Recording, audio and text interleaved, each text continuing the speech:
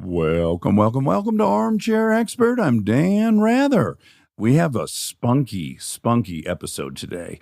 Mila Kunis and Ashton Kutcher are here to talk about the least probable topic, cryptocurrency and NFTs. Now, we just want to acknowledge right out of the gates, Monica, myself, Ashton, Mila, none of us are economists. We're not financial advisors. We're four lay people attempting to understand this whole world. And we thought it might be of interest to y'all. So please enjoy Mila Kunis and Ashton Kutcher. He's an armchair expert. He's an armchair expert. He's an armchair expert. Dax, thank you for doing this. This would have been so much more exciting for you if Vitalik was able to do it with me. I promise you, you would have had way more fun than being stuck with the two of us. Instead, you again, get this schmuck. Which is so not exciting for you. She's laying the bar so low. Also, what bullshit. I know. To talk to someone who invented a blockchain technology versus two of Hollywood's most charming, beautiful human beings. What a ridiculous proposition. I'd rather talk to the other guy. I gotta be honest. Than me? No, the other guy, meaning than me, No, Dax. she would rather sure. talk to the other guy than me, is what That's she not really true. means. God, Mila, your skin. Yeah, well Guys, done. I've had horrible skin my whole life. My entire life. Yeah. Really? I don't want to demean your experience, but I just have never noticed that. So this Oh my is God, I news to me. appreciate it. I did like Accutane, multiple rounds of Accutane. Oh, no. Like really bad skin. Wow. And then, What are you using as of late? I know, I should go look it I all know. up. There's like a multitude of things. But really what happened was I had kids and my hormones balanced in the right direction. Wow. And so everything changed. Like during my pregnancy, my hormones were all over the place and I was a hot mess. And then they equalized to a place of I just don't break out as much. I still break out a lot. That's what I got to do. You I got to gotta get get yourself pregnant. Oh no, I lasered the shit out of my face. Ooh, Okay. I've now invested in really expensive esthetician. Like, Yeah. I go in, Yeah. I'm like, just give me chemicals and laser. Like, I I'm don't need so it to be into organic. No. If They it don't doesn't work. burn, it's But not here's doing what I'm anything. convinced I of. agree. I'm convinced all their lasering off is all the crazy products that you put on your face that are in the and basically they're taking all those crazy products, lasering them off, and then Be you're just quiet. back to you. Every time I come home from a treatment, he's always like, what did you do to your face? You just waded perfectly into a pre-existing argument between Monica and I. We've been fighting for a month now. I told her to stop washing her body with soap. I said, tits, slits, and pits. That's an Armchair came up with that, not me. And then I Yeah, added yeah. souls and holes. Soles and holes. Yeah. But you should not be getting rid of all the natural oil on your skin with a bar of soap every day. It's insane. Do you guys wash your whole body? Water. I don't wash my body with soap every day, Okay, good. That's good. That's good. Okay. but I wash pits and tits and holes and soles. Slits. I wash the slits. I wash my slits and my tits. I Yes. wash my armpits and my crotch daily and nothing Yeah. else ever. You don't? Exactly. and Wait, look you at his. guys- Let's talk about his skin. I got a bar of Lever 2000. There it we go. just delivers every time. Textbook soap. Nothing else. Nothing else. That's true. I can't believe I'm in the minority here of washing my whole body in the shower. I can't, like, It's so weird. who taught you to not wash? I didn't have hot water growing up as a child, so I didn't shower very much anyway. Okay, But okay. when I had children, I also didn't wash them every day. Like I wasn't the parent that bathed my newborns ever. We only did because it was part of the nighttime routine. We could care less about their cleanliness. We just Yeah. put them in there as like Pavlovian. But then soon as we didn't need help, we haven't washed them since. It's been like 6 years. That's how we feel about our children. We're like, oof, something smells. And we're like, oh, Here's the sorry. thing. Now, here's the thing. If you can see the dirt on them, clean them. Yeah. Otherwise, there's no point. I mean, I will say, when I work out, I have a tendency to throw some water on my face after a workout just to get all the salts and the whatever. I wash twice a day. Yeah, you gotta Yeah. wash your face. I don't know, guys. I don't know if you need to wash your face. Dax, that's too much. That's too much. You wash your Yeah. face. She won't just do an experiment. All I'm asking for is like a 30-day trial where we don't fuck with soap on the face or the rest of the body. Pit, slits, and tits, fine. And just see what the hydration level is of the skin, the moisture level. Let's just see what happens when everything levels and It's a neutralizes. totally fair experiment. What is your hypothesis, Dax, that will happen? She'll have no Dry skin. No dry skin, which we call Ashy escaping the name. skin? No ashiness on her legs or arms. When she scratches, you won't see any mark, which is a thing that she But doesn't I think that's like. just because I have dark skin and you can just see the scratches. Well, hold on. When your legs are super moisturized, which we've witnessed, they don't do that. All right. Okay.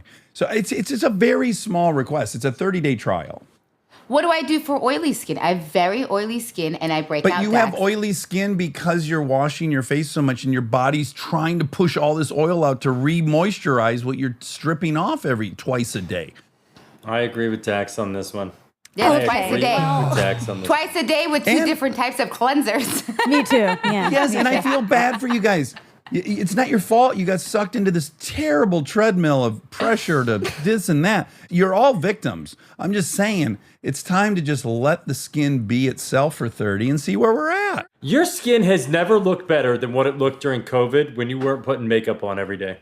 Oh, I'm just going to be That's honest fair. about it. You woke up a natural beauty That's every true. day. That's thanks, babe. Radiant, right? Radiant. Whatever. Do you talk Glowing. about this with K-Bell? Does she Glowing. not wash her face? No, she does. She washes her her face. face, but she doesn't wash her body. Not only does she wash her face, she's got an instrument, like a DeWalt instrument that she moves all yeah. over her face. Yeah. It's a Clarisonic. The scrubber. The So, yeah, Clarisonic she's just scrub. literally sanding her fucking No. epidermis nightly. It's a Bosch orbital sander. Whatever, guys. I know. They don't Whatever. get it. Well, this may shock people, but we're about to turn from facial skincare to cryptocurrency and blockchain. So the reason you guys are here, Yes. it's not to do the relationship that America's dying to have. They're which so we'll- upset to we'll find do. out Yeah. that this is about cryptocurrency. We have check-ins. They're unpredictable, but we have check-ins. And what I like most about our check-ins is they're always over FaceTime. So I don't know, once every 4 months, either one of you calls me on FaceTime or I call you guys on FaceTime. And then in these, like, whatever the topic was, whoever knows, it always turns into something interesting. Somehow it went into blockchain and cryptocurrency. And then come to find out, you're an armchair expert, Mila, on this Hold technology. on. I'm not an armchair expert. My partner in crime, Vitalik, was supposed to be the armchair expert, and now we have a Well, stand-in. no, he's the real expert, and you're the armchair expert, so it's perfect. Oh, okay. I'm the guy, as Adam Grant would say, who's standing on stupid mountain, who knows enough to be dangerous.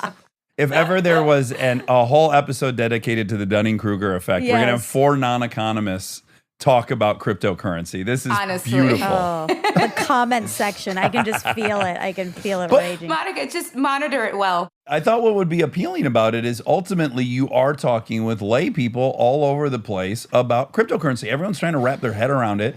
And so I thought, actually, this could be fun because none of us are going to make any claims, really. It's just like what we've cobbled together, our knowledge of this.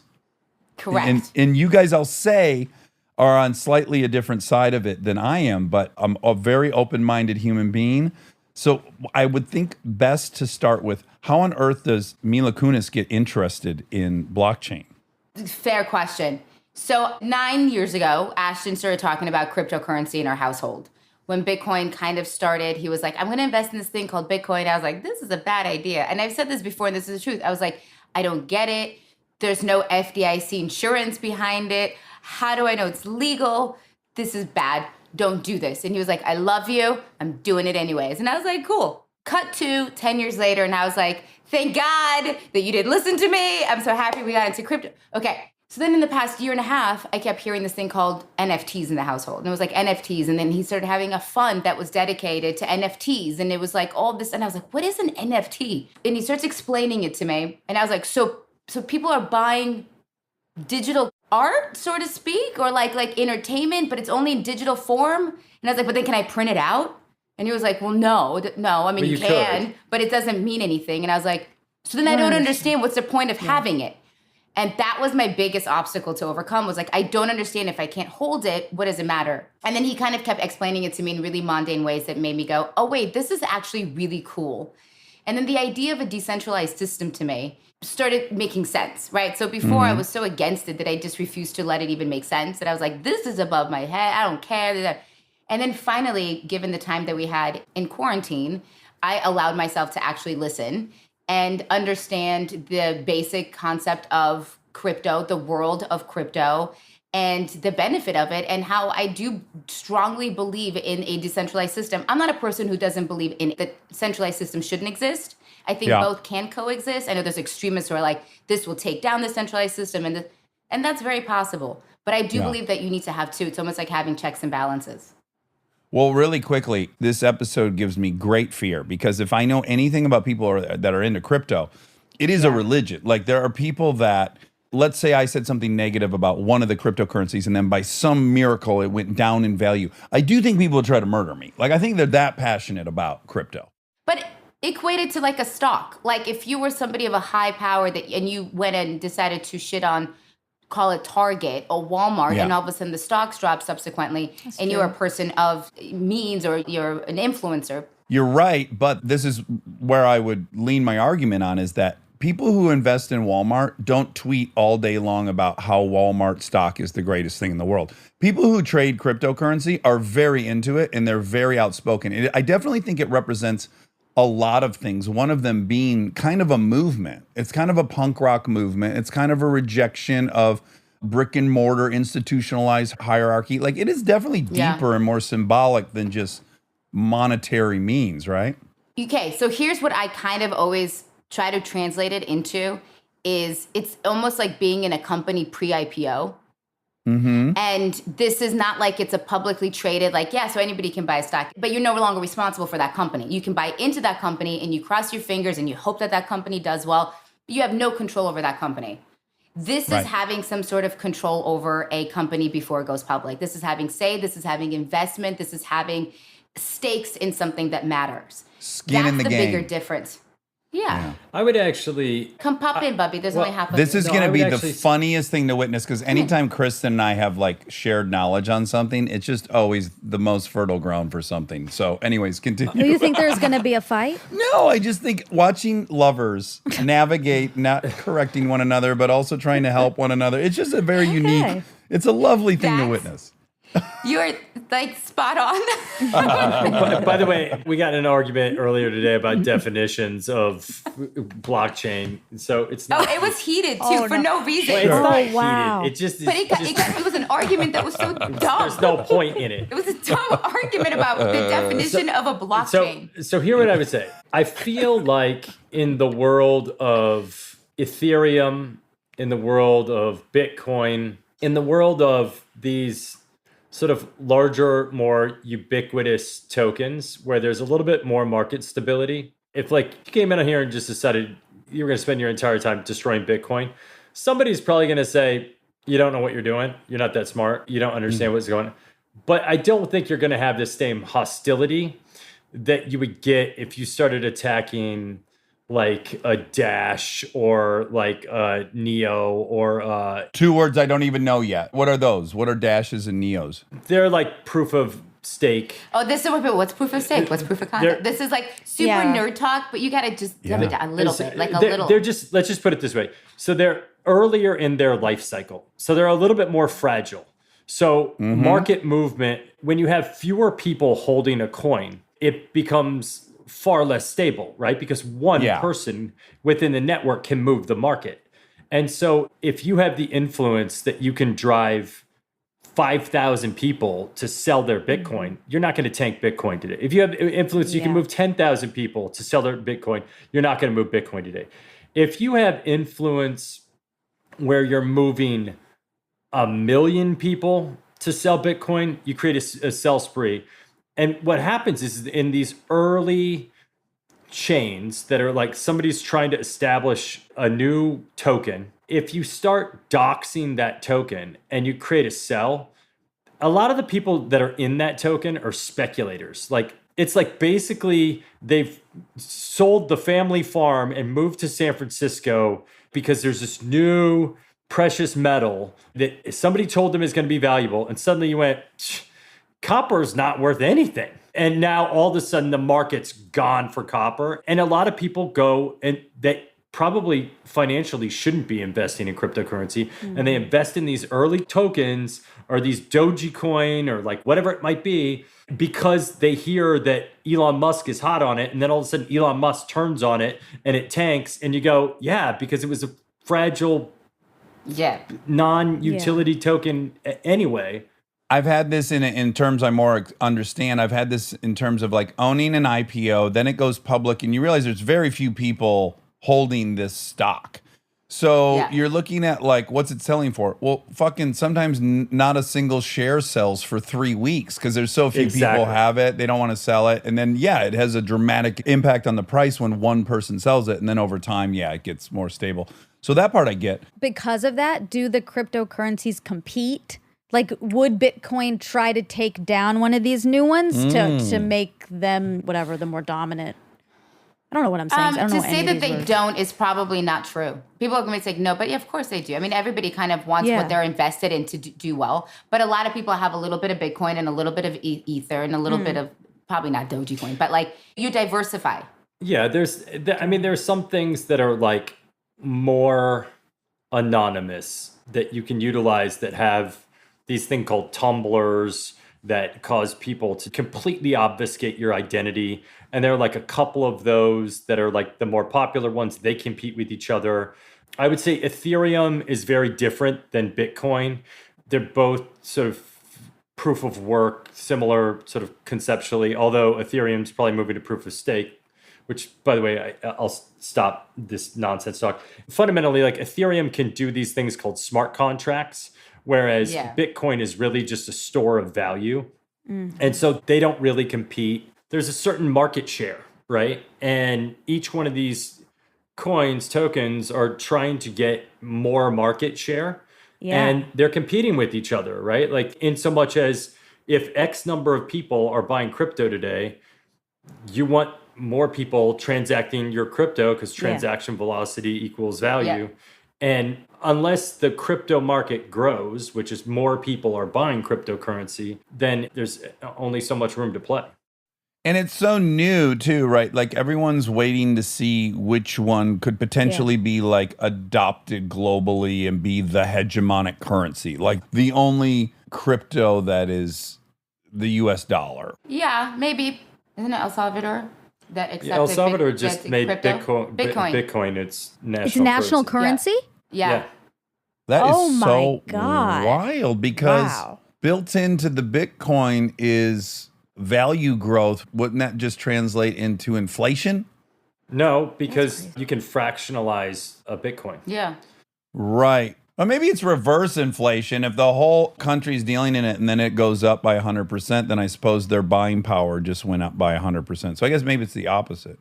But here's the thing. And because it can be traded globally, you're not just trading into your own market, right? So what could potentially happen is that if the assumption holds true that Bitcoin goes from, I don't know what's at today, like 34, 36 or something like this. If it goes from 36,000 to 100,000 and people in El Salvador are the ones that are holding it and trading it and exchanging it, those people are going to be a lot more wealthy relative to the global norm.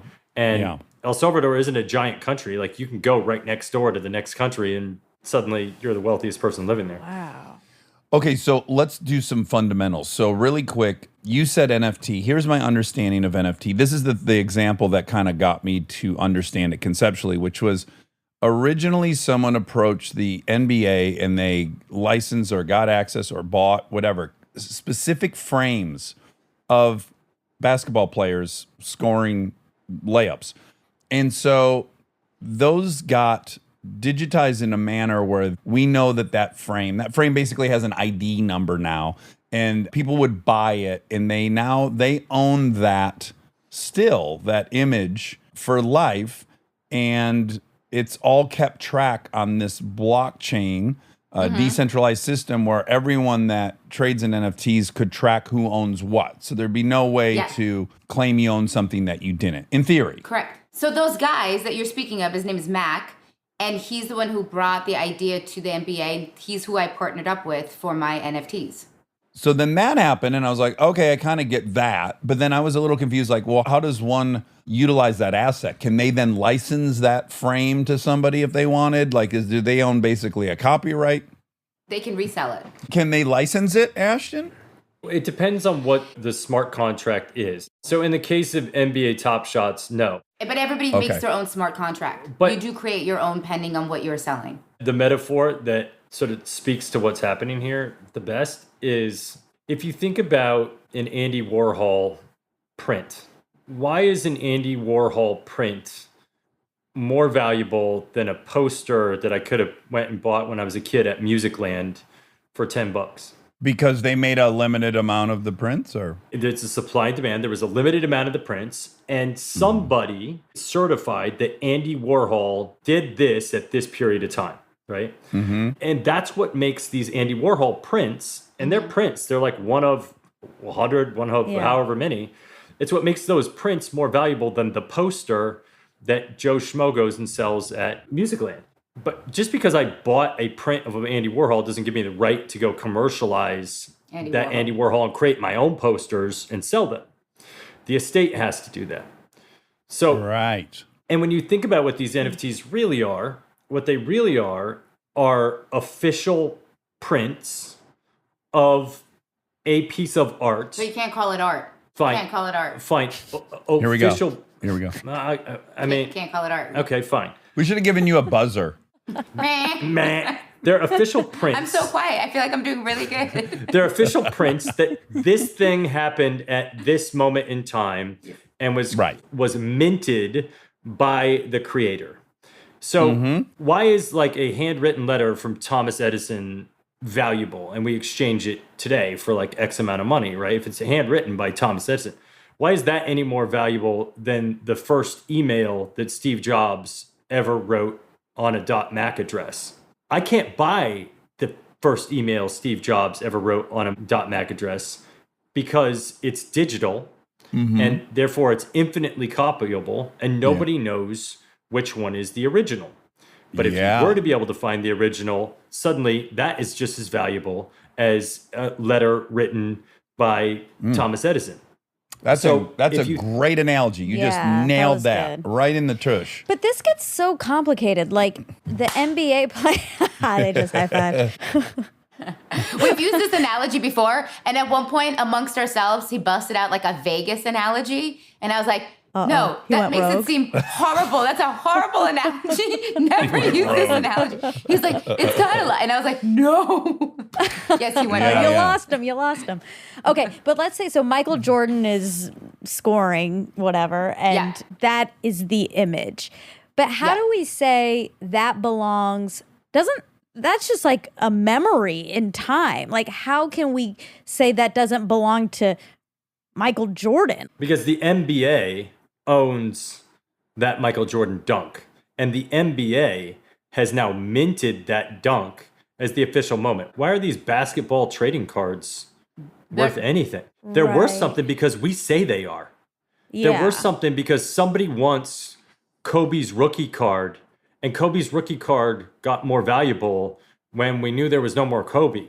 Events happen in life and time that make these collectibles more valuable in the same way that Andy Warhol's paintings get more valuable the more obscure Andy Warhol's paintings become, the longer he's passed, the more iconic Marilyn Monroe becomes. Like all of these events create value. And the same thing can happen with these digital creations. But now we can actually certify a digital creation as Yeah. an original creation. And it's certified by the consensus of the decentralized network. Right. So then let's try to break that down in the most lay way possible. So my understanding of blockchain is instead of it existing on the FBI mainframe and someone could hack into the FBI mainframe and fuck with that single source of this information, all the information for blockchain is shared on any computer that can hold the information. So there's millions and millions of different computers holding the same information. So it would be virtually impossible to get in a monkey with all the people connected. Is that the premise?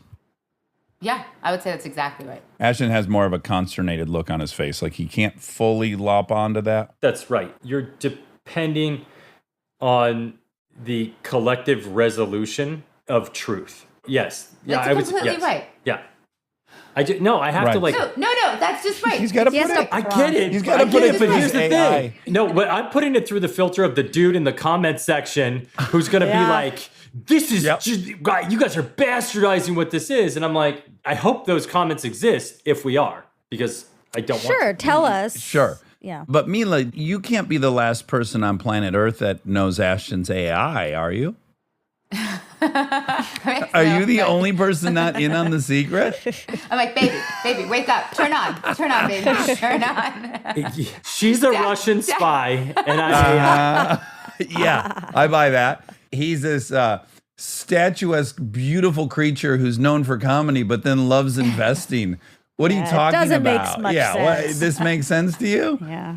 And you fucking came over here on a raft from Russia, fucking didn't have hot water, hot and then water. you're a comedian. What is going on? Stay tuned for more Armchair Expert, if you dare.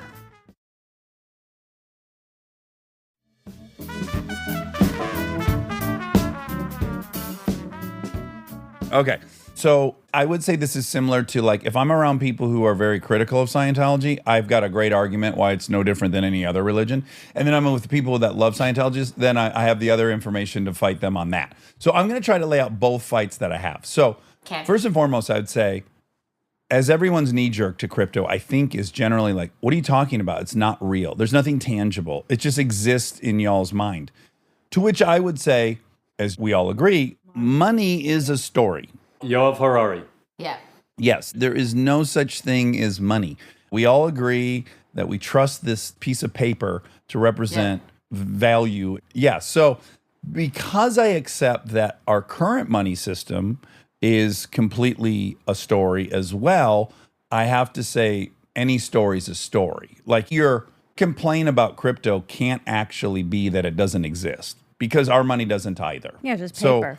right there, I would just say that that can't be your stumbling block. Now, where I'll get critical is I go, it is a story, but what story has legs? What story is one that's biblical that's going to last for 3,000 years, long after the dude died? Now, I have reservations about crypto being a good enough story to sustain people's belief in it. And I think largely I'm fearful of that because A, there isn't any institution behind it. This just happened last night. This is so fucking crazy this happened Yeah, last night. it's because we nuts. both looked at each other like, oh my God, we're going to talk to Ashton and Mila about it tomorrow. So our really good friend who had at one point like probably $3 million in the main one. Bitcoin. Luckily pulled half out to do a house renovation. Still had like $1 million in there. Gets an alert like, hey, if you didn't sign into your crypto thing, there's activity. He pulls over on the side of the road. He looks. So last night, he lost $720,000. He did not put it on a USB drive, which is recommended. So part of it's his fault. Where did he leave it? Where did he store it? So he has a password. He doesn't know how anyone got that password. Someone somehow got into his phone and his email and got that password to be able to do this. He didn't have it offline on the USB drive, but he only had a two-step authentication process. He literally got $720,000 last night, just fucking Within vanished. like 3 minutes, it was all gone. Yeah. And I was like, ooh. That can't happen at Wells Fargo. They'll call you and go, hey, did you just transfer $720,000? Like someone will call you.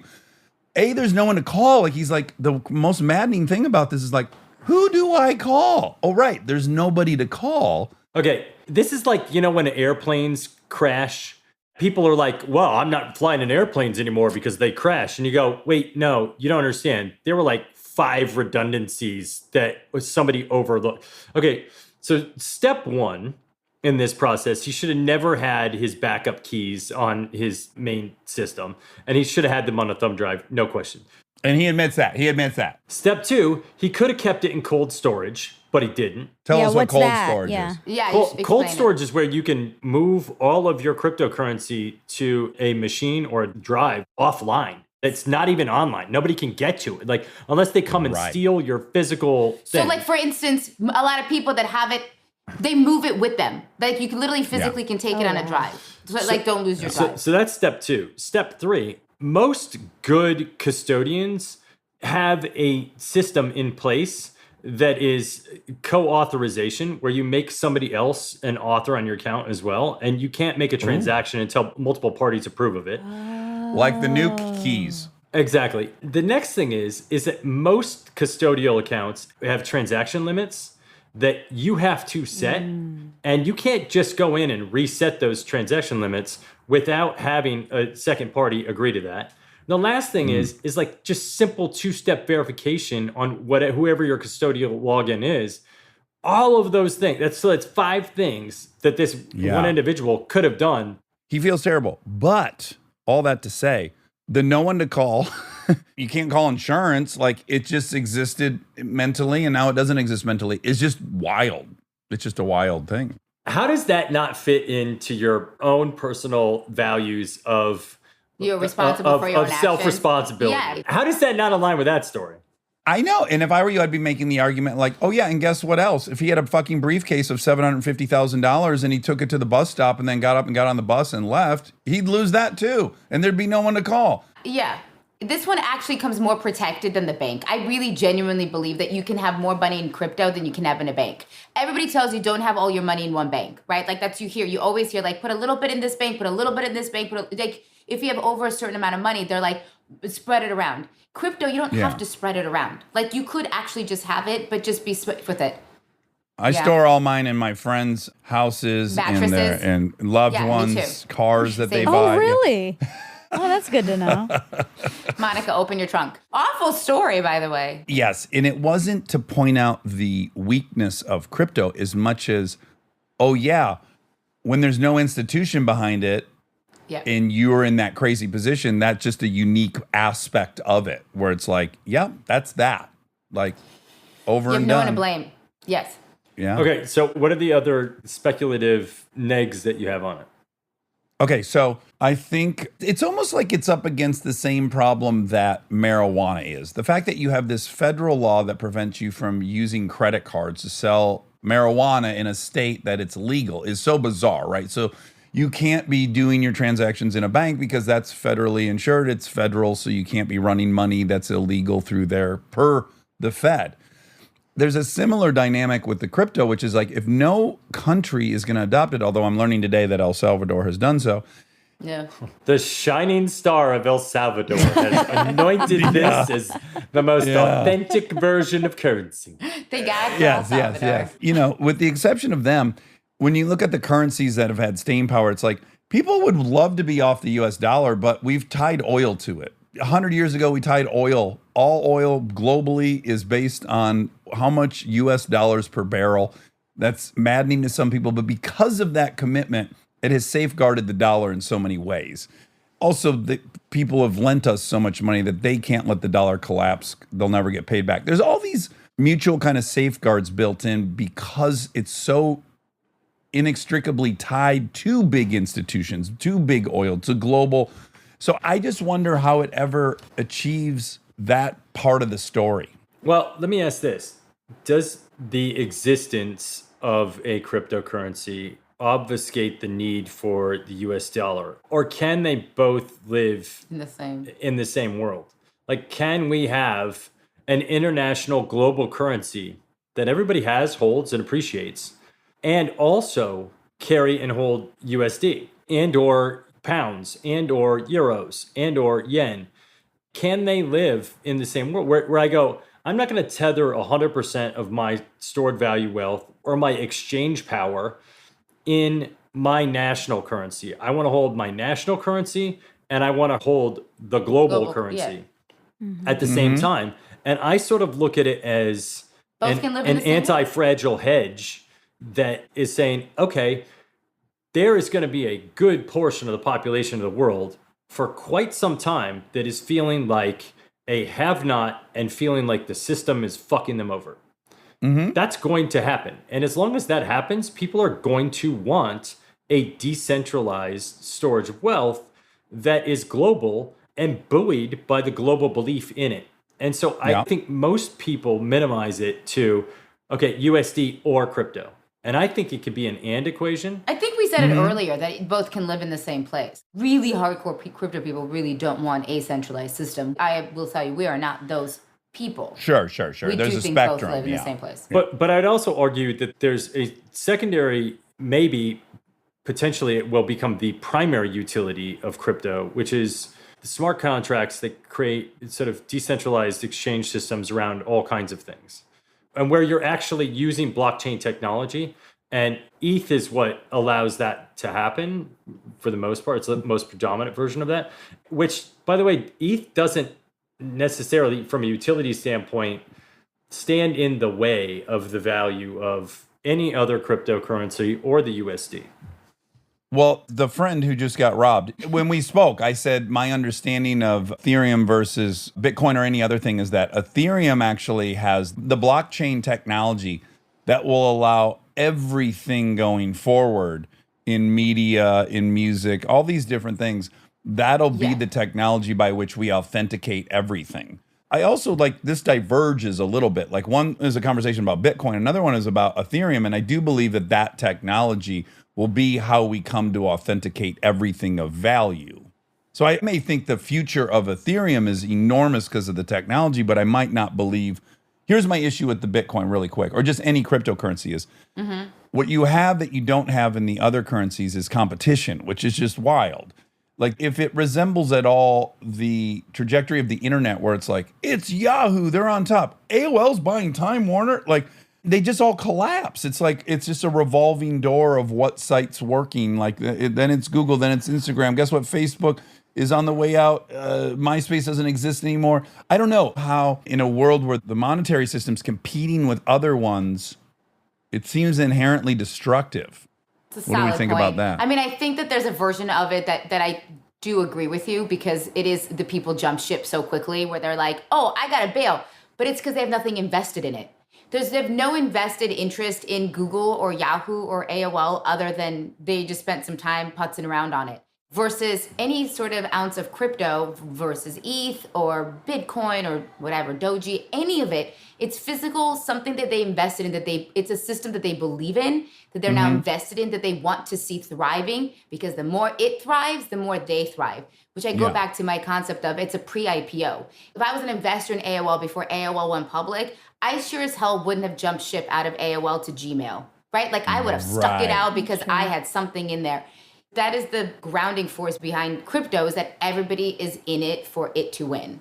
That's it. Yeah. We're all invested because we all wanted to thrive and survive, and we're all a part of it. Jumping ship from one to the other is irrelevant. It's all a part of cryptocurrency. So Yeah. the idea of it is still something that you wholeheartedly believe in.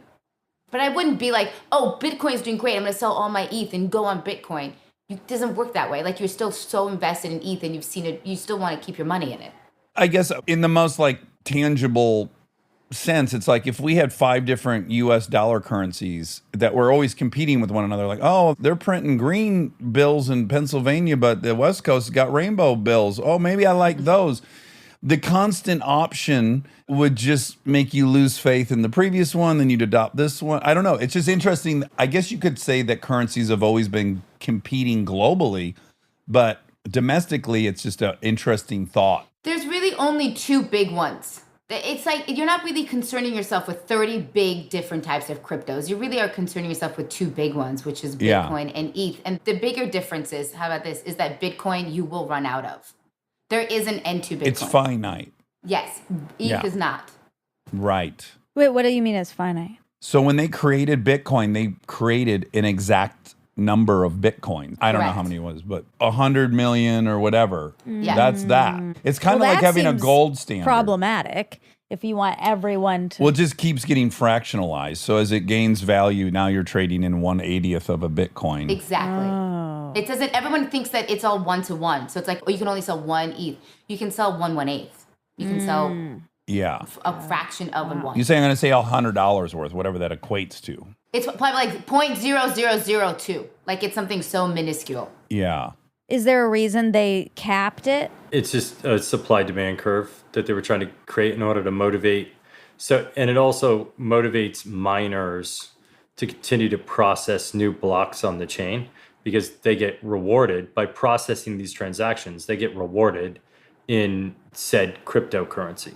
And it costs money to process these transactions because you have to pay for the energy to process that transaction. And so therefore, over time, it becomes energy prohibitive to actually mine for a particular coin, and thus the transactions would cease to exist on the platform. But the beauty of it is now they've created a layer 2 solution that sits on top of it that you can transact much more fluidly with far less energy. Well, I was going to say that was the other thing that started making headlines, I guess, like 3 or 4 months ago, is the enormous amount of power that it requires to run all these servers that ultimately house all this data. Yeah, kind of, but not really. So like Bitcoin does, but ETH runs off of access power that would otherwise just be waste. Well, actually, both of them. Both run off of access power? Well, what happens is, so if you think about it, you're a miner and you're processing these transactions. You're the one who's solving the math equation to build another block on the chain. That takes compute and it takes electricity. So if the electricity costs become too high relative to the reward that you get for processing that transaction, you won't process the transaction. So if you're a miner, what you're looking for is the cheapest energy in the world. Like you actually want to use very, very cheap energy in order to make that transaction more valuable to you. So if you look at where most of the mining takes place, Go with the dam analogy. it takes place by places where there's stranded energy. So there's a hydroelectric dam, and it's so large that it produces more energy than they could possibly utilize at this point in time. So instead of zeroing out their energy costs, they sell it at a massive rebate to these miners that are processing these transactions. So, and that water is going to fall over the dam. Yeah. Come hell or high water, Yeah. especially high water. Well, particularly when we have high water. You like that? Might even like press that? the dam. Oh, Okay. wow. Well, I was going to say the other So- analogy that makes a ton of sense too is like learning about when our oil hit like $100 a barrel, however long that was, 12 years ago. To learn that like shale oil production in Canada, it just doesn't operate until the price of oil is above $58 a barrel or something like Right. that. Because it costs $56 to mine run. a barrel of oil from shale. And so Yes. you see different technologies coming online when the price will allow for it. So it's kind of similar to that. This is exactly the same. There's like transaction fees. And so when your gas fees are high, certain things happen. And when your gas fees are low, it's the same exact thing on the blockchain when you buy and sell crypto. Okay, now I want to seamlessly slide into what you're doing, Mila, because you're not just a bystander for this or a passenger. You have a project. I double down. You're going Yeah, yeah, all yeah. in. This is so fascinating. You're certainly the only actor doing this. Well, we'll see, right? This also came out of COVID, but it is because of this type of conversations that we had time to have in quarantine, and we had a lot of these conversations in quarantine. I produce content for TV, independent of like myself, and I had the show that I was going to do for TV. There was an animated series, and I was like, there's just so much content out there, and I have so little control of content once I sell it, that I was like, I want to bring ownership of content back to the artist. I want to have a system where it's transparent. And then I was like, I'm going to do this as an NFT. And so in the middle of a work day, I ran down to him and I was like, listen, I got a really dumb question for you. I have X. Can X be an NFT? And he literally turned to me and goes, yeah. And I was like, okay, I'm doing it. And he was like, yeah, babe, you should. That was literally what happened. And then I was like, okay, but where do I begin? Yeah, what a fucking daunting undertaking. Yeah. I barely understand it, much less I'm going to somehow create products. It was so dumb. It was so dumb, Dax. Looking back at it, I was like, this was dumb. But here's the thing. You're like someone that's like, I finally understand nuclear reactors. They split an atom. I want to create a nuclear reactor in our backyard. Yes, that's literally what it is. It's like literally being on top of Stupid Mountain. I'm queen of Stupid Mountain right now. But I surrounded myself with really smart people. Here's where things kind of made sense. So I was like, I have this idea. I need to make this happen. Subsequently, this woman named Morgan was at our house, and Morgan works with Vitalik, and she was like, and she has nothing to do with the entertainment industry. And she was like, this is a great idea. Let me help you. And then I jumped on. I was like, okay, great. And then Maria, who works with Ashton at Sound, she's like the crypto god of like knows everything. And I was like, Maria, let me run this idea by you. What do you think? And she was like, oh no, I think this is great. Let me jump on board and help you. Wow. So then I had Morgan and Maria, my producing partner Lisa and I, and the four of us were like, let's just do this. And so blindly, it's a NFT called Stoner Cats. And so we condensed it into a 5-minute Stoner short. Cats, if you didn't hear that. Did you hear that, Monica? Stoner Cats. Yeah, I thought you said Highbrow cat. content, guys. Highbrow content from the Kutchers. So the people that created Stoner Cats directed and wrote and animated Toy Story 2 and Happy Feet and Space Jam and like the most amazing animated movies that you loved. They all got together and were like, this is such a funny, cute idea. It's about a woman who is diagnosed, I'm giving this away, but I think it's okay, diagnosed with Alzheimer's. Mm-hmm. And she's an older woman and she's got these said cats, these 5 cats, and she decides to smoke weed for the first time. And the cats, all of a sudden, it's like magical weed, Get call it. contact eyes. Yes, contact high. They get hotboxed. And then all of a sudden they can walk, they can talk, and they can explore life and experience life. And this NFT, essentially, these 5 little shorts are all about love and loss. It's a really beautiful, sweet show. Okay, that's the heart of it. The absurdity of it is, yes, it's about stone cats.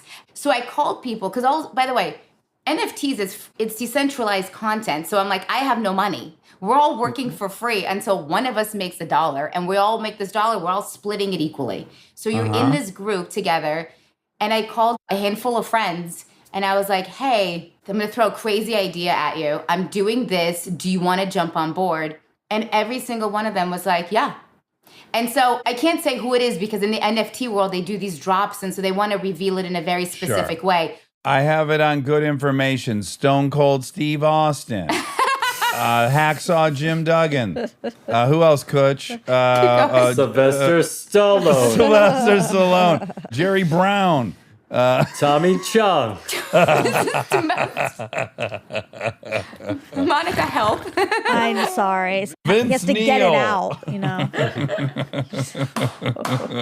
Because you weren't afraid to tell me, and I will just say, yeah. incredible cast. Really, cool. of her cartoon. Oh, that's incredible awesome. cast. Are you allowed to say whether you're involved? Oh, yeah. So I can tell you I'm involved. I can give you a hint that maybe somebody I live with who's also an actor who can work for free is maybe also involved. You're being so coy. You're so coy. Okay, wait. So the show's going to come out. Well, she's going to get to that. Okay, so yeah. her first thought is just like, I'm going to create something. I'm going to ask everyone to just do it for ownership instead of payment. And now they have But do the show. Yes, make the show. Okay. Do the voices, animate it, finish it. Have it be a show. Okay. And now, Yeah. instead of the options traditionally would be like, now let's go to Netflix, see if they want to put this fucker on the air. Yeah. Certainly Yep. people that watch Netflix love Stoner Cats. Seems like a smart option. And she says, no, I'm not going to go to any networks. All right, Yeah. take it from there. Okay. We're going to do like a drop of a certain number of NFTs of like prints, right? Of different characters. And every day we're going to drop them. You buy them.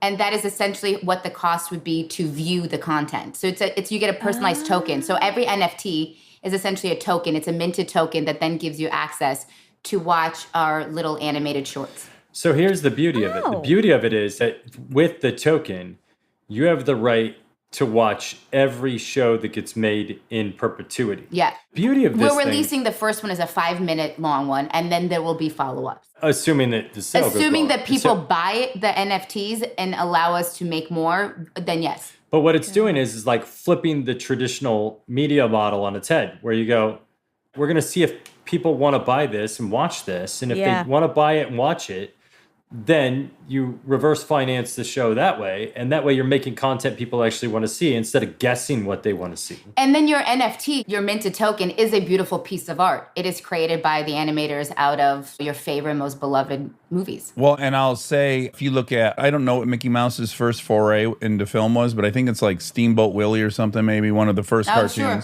The black and white one. You can imagine, and I've seen them sold, there are cells from that, and a cell is Yeah. like the drawing that then gets photographed and put into sequence of moving pictures. People own those cells. They own the original Yeah. drawings, they own the original frame, they own all that stuff, and those things are worth a ton of money now. Yeah. So you're saying like, hey, if this is Mickey Mouse, you're going to own some cells that no one else can ever own. Is that a good analogy or no? Yeah, imagine if you did the merchandising for a film before the film came out. Imagine I went and bought an original Superman action figure.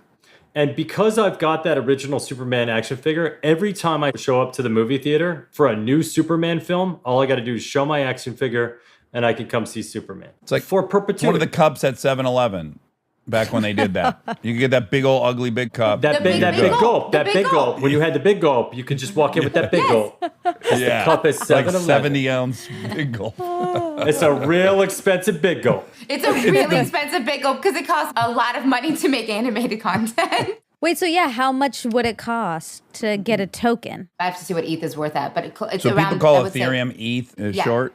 You guys are already going to like moms, like bad moms. It's too long to say. So after 5 years of talking about bad moms, you're just like, on moms, we did blank. So you guys are already at that point, but we haven't seen the movie yet. So ETH is Ethernet. But I was trying to be cool. No, not Ethernet. No, I'm sorry. Ethereum. Ethereum. Ethernet's Yeah, what yeah. you plug in. Sounds like the They're opposite. at the point where they're just like, do you see the new Pirates? No. What are you talking about? Oh, Pirates of the Caribbean. Yes, I know what that is. Yeah, so like when I was making DWMC, it was like everybody's rage. Everyone was like, "Where's my car?" And I'm like, "Oh, you've seen DWMC. You know what I'm talking about." WMC. Dude, where's my car? That's a deep cut. Oh my God. Oh, boy. Okay, so Ethereum is ETH. Yes. Oh, Oh, how much is it going to be? It's expensive. I'm not going to lie. It's not like $10 because the cost of doing the animation and running it and running the service, it is expensive. So I think equivalent to somewhere around $2,000 American dollars. And the beauty of it is that if people don't appreciate it, they can take that ticket and sell it. It's a big gulp that you could ultimately sell. There's a market for the big Ew. gulp cup. A used big gulp But we'll cup. wash it. It'll be washed and sanitized before we sell Yeah. it and reminted. That's the beauty of an NFT, no degradation. So you're not dealing with all the million sips that came out of that big gulp cup. Exactly. So walk me through the rollout. So are they available now, right this second No. to buy? Good They're not. question. When does that Dax start? Shepard. Mid to late July, we're going to start rolling it out. We're doing it with Big Head, who are the guys that did the NBA Hot Shots. So it's Okay. Mac and John who did that. So we partnered up with them. I'm scared to tell you the date because the date is always like a day here or there, but mid to late July, give or take. You can join the Stoner Cats Discord channel. You can follow Stoner Cats on like Twitter. It keeps you updated a little bit more. Discord channel, just to tell you really quickly, is kind of like Reddit. If Reddit and Twitter had a baby, but only in the crypto community, it's called Discord. Well, it's not only the crypto not crypto, but like a super nerd community. Well, Very- thank you. So there's Yeah. this beautiful Instagram account called the Armchair Companion. This guy's Okay. in Cleveland. He's a lovely guy. He spends so much time curating fun things from the show, fan art, all this stuff. It's lovely. It's just a fan account, and it's really big. I DM with him, Yeah. and he said, like, do you know what's going on the Armchair Discord thing? And I literally wrote back, I don't know what any of the words you just said are. Like, not only do I not know what's going on, I don't know what the fuck Discord is. So help me a little more. What is Discord? Wait, hold on. Before we get into what Discord is, Yeah. can I comment on the size of your biceps right now, Dax? You know, I'd like nothing God. more. Well, you just put, I feel like you should like run a measurement of the size of your bicep and just start dropping a weekly measurement into the Discord channel of like what Real the time. circumference. Or could he make an NFT out of his biceps? Yes, he could make an NFT out of his bicep. We could It is sell off Dax's unbelievable. bicep. I mean, you're getting like Joe Rogan Wow. arms in there. It's like phenomenal. As you know, I don't think it's any secret I'm trying to become Joe Rogan. I think that's pretty well done. He goes to Spotify, we go to Spotify. I mean, you look like He-Man right now. It's crazy. It's like by the power of Grayskull. Hold Look at on. those biceps. Hold on. Dax or Monica, did you guys see Yeah. that whole writing in the sky a couple weeks ago where it was shit talking Joe Rogan? No? No, No. Forget it. no. Oh, it was a whole story. It was like, Susie, will you marry me? She said yes. I can't wait to spend the rest of my life with you. You're so amazing. Also, Joe Rogan is only 5'3". Also, I love you. It was a whole story written in the sky. It was the crazy. I don't know how you guys missed It was the most God. expensive skywriting ever taken place ever in the history of ever. Like 3 and weeks it took ago. like a cheap shot at Joe Rogan For in no the middle of reason. it. They're like, and Joe Rogan's only Wow. 5'3". The weirdest. Anyways. First of all, digress, I've never but- met him, but I can't imagine that's true. I can't imagine Joe Rogan's 5'3". Fact check this in you guys' fact check segment. I think he's like 5'6" or something. I looked it up because I was like, I can't believe And it was like that that's something the height Baron. of Joe Rogan. And then he signed Yeah, off no. like XOXO, the Baron, or something. It was the like, German the Baron. German It was Baron. the German Baron Baron. That's what it said. Munchausen? Oh my gosh. I'm going to put that in a two-way tie with things I'm upset I missed. The re-entry of the SpaceX thing that everyone saw and I didn't. And now this. These are the two celestial events I missed. Look Yeah. at this. It's right here. But if you go on Snopes, they've got it on Snopes.com, and it says, "Is Joe Rogan 5'3" as written in the LA skies?" LA Sky. That's You because guys, that's where it I was don't written. know how you missed this. It was a story. It was a paragraph written in the sky by 4 planes. Snopes says that it's false. Yeah. Can I just tell you in a nutshell what happened? In quarantine, I said to Kristen, I've been waiting for 10 years for Marvel to call so that I'd have an excuse to get huge. And they're not going to call. Like, that ship sailed. I'm 46. They're not going to call. So I just have to do it for my own amusement. And I gained about 24 pounds. Dax! Just 6 days a week, lifting heavy, protein shakes going bananas, heavy testosterone injections. Really? I told you got to be I careful know, about these we've argued- testosterone injections. I'm I telling know. you. I know. Hold on. You don't let someone wash their face or their bodies, but you think injecting yourself with hormones is okay. Dax. I do. I think taking yourself to your 28-year-old level of testosterone is just fine. But that's neither here nor there. All I want to say is, I'm 185 Monica. on the button, baby. I've always 185, and now I'm 210. I spent my whole life as a medium boy, and now I'm a big boy, and I like it. You're a big boy. Dex, if I sell my Bitcoin and finance a film where you get to play a superhero that we make up, we'll just make up the ripped cab driver. Yeah. Will you stop taking the testosterone? More than I like what it does to me physically. Well, first, let me just add that my father, too, was low in testosterone. So I come by this honestly. But the point is, forget the body. Mentally, I love it because it makes me far more on fire to be alive. I was depressed after Chips. I was literally retiring. That was the plan. I'm out. Started going on testosterone. 2 months later, we started this podcast. I had said yes to your show. I had said yes to 2 other shows. All of a sudden, I was on fire to work. And I'm like, I like this version. This is the version I enjoy. What are we going to say to that? Silence. I know, Nothing. silence, just silence. I like happy Dax. Stay tuned for more Armchair Expert, if you dare.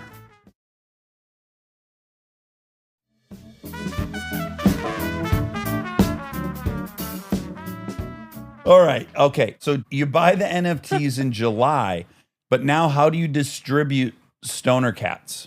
Your personal NFT becomes a token to watch it on stonercats.com. Is it a code that you would put in? It'll be your wallet address Yes. that'll prove that you minted your own and- Stoner yeah. Cat. And So maybe you should first get a wallet, then you should get some Ethereum, and then you should buy our awesome badass NFTs made by badass people. Then you can watch our 5 minutes content at every episode drop. Right, because basically the ID for the transaction exists as it is associated with your wallet. So if you just log into stonercats.com with your wallet, then you can have access to seeing it. Got it. I am so excited to see how this. Me too. This is if very not- cool, if- very cutting edge. Guys, Yeah. what if in episode 2 of Stoner Cats, when this is super successful and we can afford to make a second one, we'll do, like on their television that they're watching, we'll just animate the both of you on it and you guys can be like animated into the thing. Or we can sell what if that they up. just are just listening to headphones and they're like ingesting the world Yes. through I was Armchair? going to Oh say, my I think as they get stoned, they start all doing different inexplicable things. One of them falls in love with podcasting. Oh, And wow. we would love. So that's a big yes from us. Okay. That's- Okay, maybe when they're driving, they'll be You'll listening have, to you'll Armchair have Expert. one of the cats on the show. Okay. oh my gosh, that's also an wow. exciting Okay, opportunity. This is great. I think, Because we did let Seth Rogen smoke weed in here, so certainly we'd let a cat. of course. Yeah. This is great. The armchairs are invested now.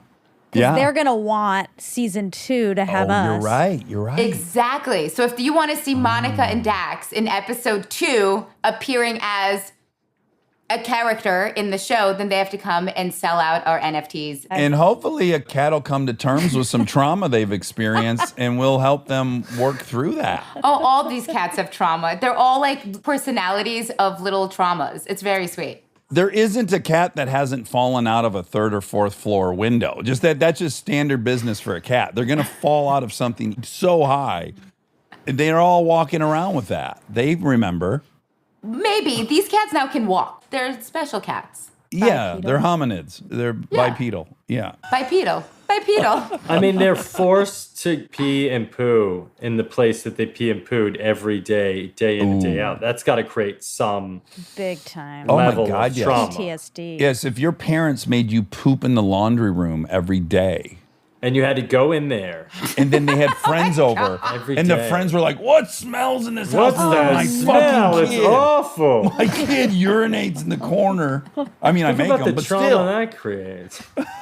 I mean, my God, talk about Dax, shame. You are. Yeah. What if you're forced to eat the same thing for every meal your entire That's life? how I feel about our dogs. I feel Yeah. so bad. I That's literally look at upsetting. them and I'm like, I'm so sorry. This must be awful.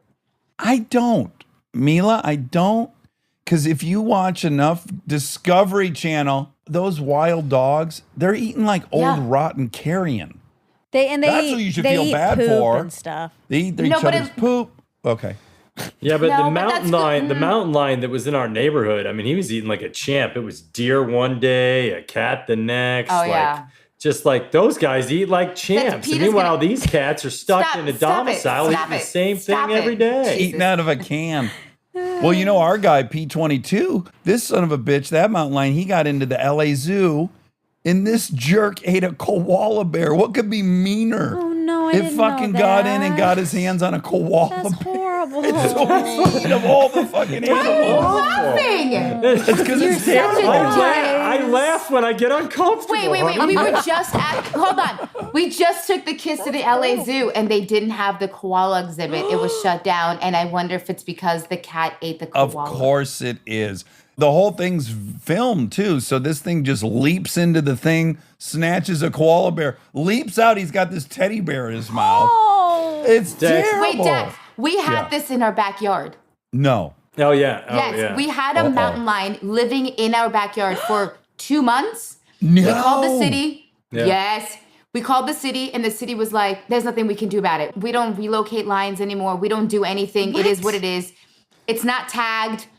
We and we're watched like- it on the neighbors. It had a security cam. We watched it just jump over like an 8-foot gate. With a cat in its Come mouth. with a cat in its mouth, just Oh like my ripping it, and there's just like a God. blood trail going across the road. It And was then the next day, or like next week, he came or she came with like a deer, the whole a leg. deer leg. Just a deer leg. We were walking the kids, or we went for a walk, and the door opened, and the mountain lion was in our driveway. This all started like, because hanging the out. neighbors were effing with the ecosystem, and they brought in some feral cats to take out some snakes. Yeah. And then the Oh, cats that's how it started always coming happens. after the. If you mess with the ecosystem Yeah. messes with you. You just keep having to bring in higher and higher apex predators until we have tigers everywhere to That's deal what I'm with the saying. wild pigs we brought in to kill the snakes. Yeah. Yeah. So we lived it. I feel so bad for the koala. Oh, buddy. You guys have such an exciting life. Were you terrified with the kids when they were in the yard? yeah, that's horrible. Yeah, they couldn't go to the yard for a couple months by themselves. It was really bad. And the dogs. Is the man taxed with protecting your family? Did you think like, I don't want to kill a mountain lion, but I don't have a choice?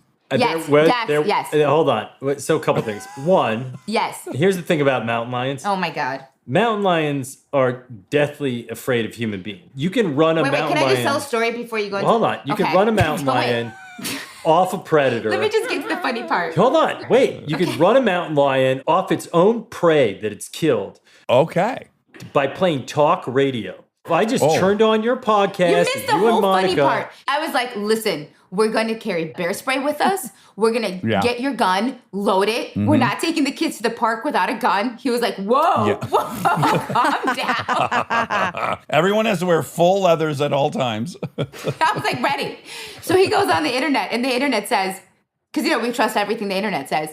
It said that there was a thing made where they tested the mountain lion and the fear of a mountain lion, and they played human voices while on a hike, and it scared off the mountain lion. So he read online that human voice is the natural voice of a human being, scares off the mountain lion and or human piss. So now Mila walks around in the yard. She's like, like having a whole conversation with herself as she's walking everywhere she goes. And I'm like, I'm like half deaf. So I'm like, are you talking to me? And she's like, no, I'm making sure the mountain lion doesn't come get me. I'm like, you're on the porch.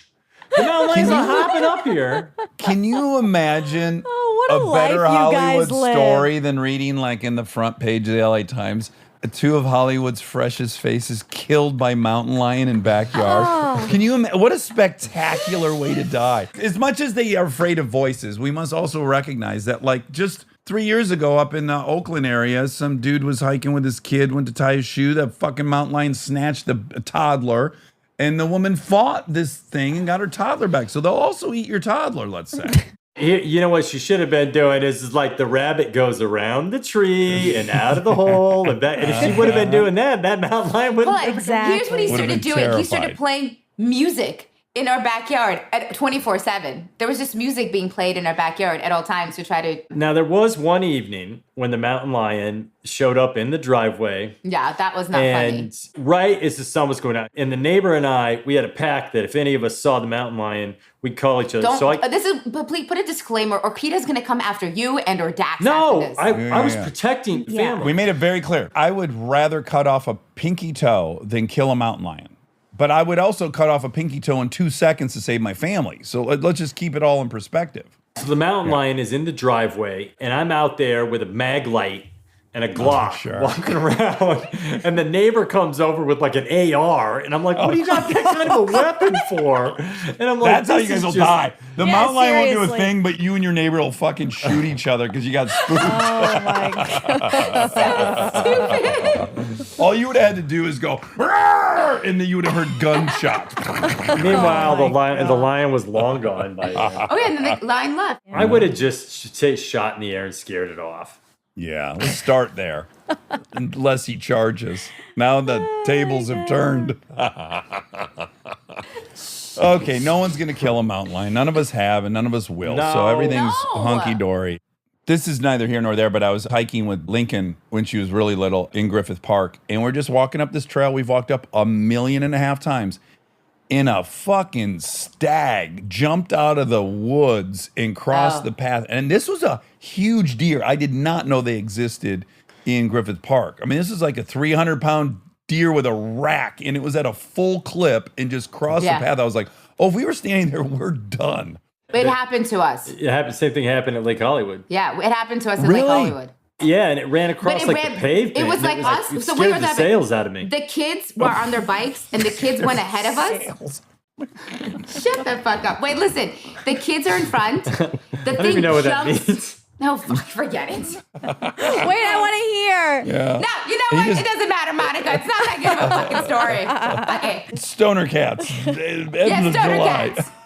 That'll scare the sails out of you. Well, we love you guys. We adore you guys. Ashton, Just- you're a three-peat. Yeah, you're now a three-peat. You and Sanjay Gupta. That's you guys right. are tied Wait, now. guys, I just heard your Obama Me one. and the Oh, Goops? it's so good. Oh, thank you. You joined us at Spotify. I'm so grateful. Yes. Some people are having a hard time downloading that free app. That's a big barrier to entry for some people. Really? Mine was already registered. Like, Yeah. I stupidly was like, oh, I got to download Spotify. So I went to do it. And then when I went to the App Store, it just said open. I was like, oh, I already have this. And then I opened it and I'm like, oh, I'm already signed into this. We are big Spotify. I feel like I'm doing like an advertisements for Spotify, but kids love Spotify because of podcasts. So we listen to kid podcasts on Spotify and books on tape on long car rides. Yeah. Anyway, so I love Spotify. I use Spotify every day. Like, I feel like I literally am doing an advertisement for Spotify. I have nothing invested in Spotify. The thing is, I like, just don't love come Spotify. look at our playlist because it's all like Kids Bop. It's like Kids Bop 21, Kids Bop 22. No. How did you get your children to not listen to Kids Bop? A friend gave us a CD of like Kid Bop bullshit. And we left, and Kristen said, oh, that was nice. And I said, I'm throwing it directly in the fucking trash can. We will not introduce children's music to our kids. They will listen to Hall & Oates and Steely Dan and fucking Grandmaster Flash.